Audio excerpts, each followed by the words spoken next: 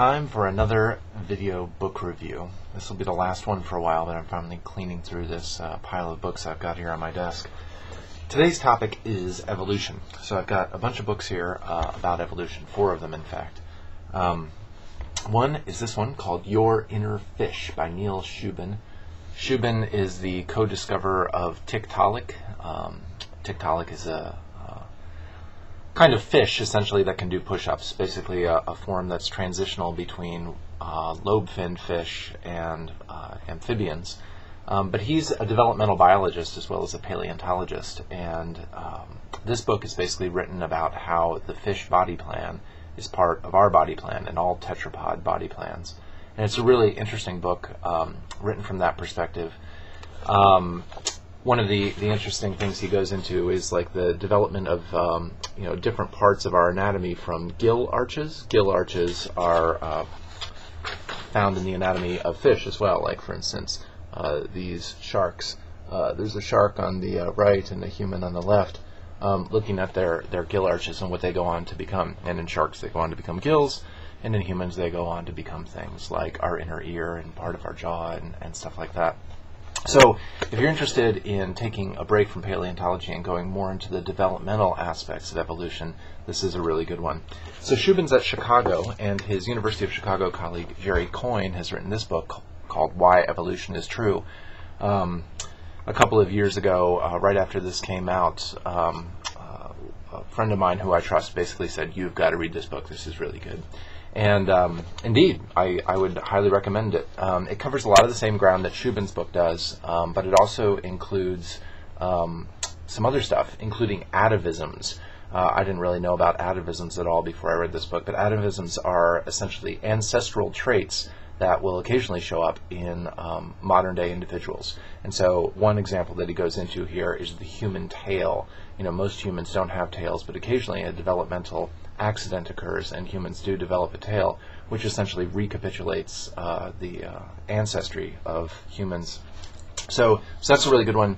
The other thing about Jerry Coyne is he blogs at Why Evolution is True, and he writes a really good blog that is on par with the sort of topic matter and style of Pharyngula, if you're into that sort of thing. Another excellent book here, Richard Dawkins' The Greatest Show on Earth. This is in many ways a follow-up to Dawkins' earlier book, which if you haven't already read it, you should. That's called The Ancestor's Tale. The Ancestor's Tale is basically set up along the lines of the Canterbury Tales, but it's a voyage backwards in time, meeting up with various human ancestors and learning the lessons that they have to teach us about evolution along the way.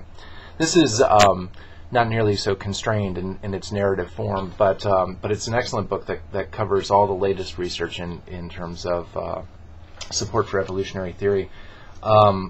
One thing he goes into that I learned in here that I didn't know before was about bacterial experiments that are done by this guy, Richard Lenski, who basically has been letting bacteria evolve in his lab for something like 20 years, and he's had something on the order of 40,000, I'm making that number up, generations of bacteria. And occasionally they evolve novel traits, and he basically flash freezes the ancestors at various points so he can pull them out and then let them evolve and see if they take on the same trajectory as the ones that evolve the novel traits. And basically what he finds is sometimes they do and sometimes they don't, but that contingency is a really important part of evolution. One thing that Dawkins goes into is the pharyngeal or the laryngeal nerve of the giraffe, which basically wraps around the giraffe's heart in spite of the fact that it's just going from the giraffe's brain to its larynx. So the distance traveled is from here to here, but it makes this giant journey all the way down to around one of the main blood vessels leading into the giraffe's heart. And there was a really good video that was circulating on the internet maybe, 6 months ago, where Dawkins was looking at a dissection of a giraffe and tracing this out by hand. It's also a really good book in terms of its layout and design. It's got some beautiful, full color insets in it, and you can see, some of the sorts of nice details of the things that he's talking about in the text, but it's not just black and white diagrams. The other 2 books I've talked about were just black and white diagrams. And finally, for one that is just black and white diagrams, but oh, what nice black and white diagrams, we've got Evolution, the Story of Life on Earth. This is by Jay Hostler and Kevin Callan and Xander Callan are the cartoonists who illustrated it. It's a cartoon guide to evolution. Check this out. It's all cartoons. And the narrative structure here is that there's this alien, let's see, right here, this guy, who's basically like a sea cucumber with sentience, and he's explaining evolution on Earth to a couple of other individuals, like this little guy right here, on some other planet. I forget the name of the planet. But it's very clever, very funny, lots of nice little examples, beautiful line work, great illustrations. I don't know that I totally love the sort of like aliens explaining evolution to other aliens thing. A lot of the real estate of the page is given over to the aliens rather than drawings of Earth organisms. But occasionally there's good drawings of Earth organisms. One thing I really liked is over here you can see there's this bee who ends up getting allergies from some pollen. That's clearly a shout out to the Nasonex bee, that really annoying bee on Nasonex commercials.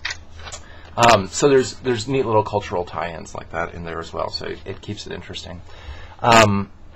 There were a couple of problems with that one. At one point in there, they didn't consult geologists, I don't think. They refer to the mantle as being liquid. They call tsunamis tidal waves. And they say that Pikaia, if you're not familiar with Pikaia, it's one of the organisms in the Burgess Shale, this little one right here. I don't know if you can even see that here. It says basically, from which Cambrian critter do humans eventually evolve? And it's true that Pikaia and humans share a common ancestor, but it's not true that we necessarily evolved from Pikaia. That could be possible, but it's not necessarily possible. So, in terms of the subtlety of sort of thinking, okay, human, here's Pikaia, here's you and me, basically we share a common ancestor with Pikaia, but it's not, that sort of a trajectory. So there's some subtle little things like that if you're pedantic like me, get under your skin. But all in all, I thought it was a really cool book. Nicely bound, great little read. Basically took me a couple days to breeze through it, and highly enjoyable. So that's 4 good books with a mention of a 5th about evolution that you should definitely read if you are an organism and if you live on the planet Earth.